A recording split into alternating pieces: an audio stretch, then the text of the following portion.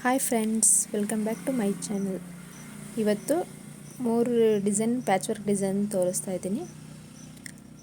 ಇದು ಇದು red colour, red ಮತ್ತು ಪಿಂಕು ಇದರಲ್ಲಿ ಬ್ಲೌಸ್ ಬಂದಿದೆ ಕಾಂಬಿನೇಷನಲ್ಲಿ. ಸ್ಯಾರಿ ಬಂದು ಬ್ಲೂ ಕಲರ್ ನೋಡಿ, ಈ ರೀತಿ ಪ್ಯಾಚ್ ವರ್ಕ್ ಡಿಸೈನ್ ಮಾಡಿದ್ದೀನಿ.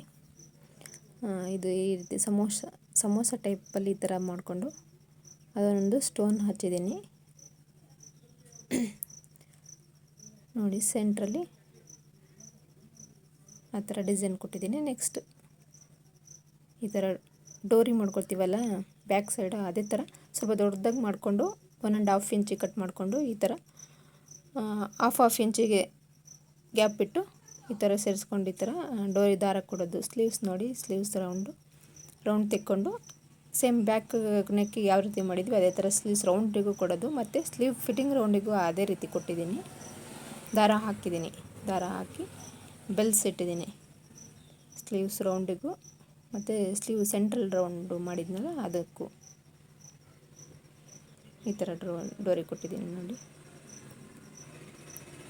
ಹೀಗೆ ಡೋರಿ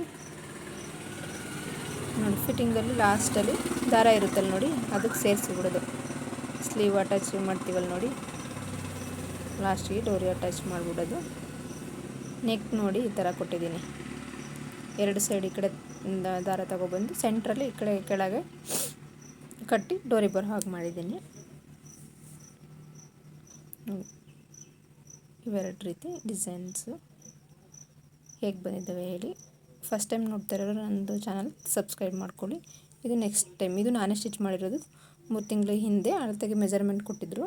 ಈಗ 2 ತೋರಿಸಿದ್ನಲ್ಲ ಅವ್ರದ್ದೇನೆ. ಇದು ಮೆಜರ್ಮೆಂಟಿಗೆ ಅಂತ ಕೊಟ್ಟಿದ್ದರು, ನಾನೇ ಸ್ಟಿಚ್ ಮಾಡಿರೋದು, ಹಾಗೆ ತೋರಿಸ್ತಾ ಇದ್ದೀನಿ.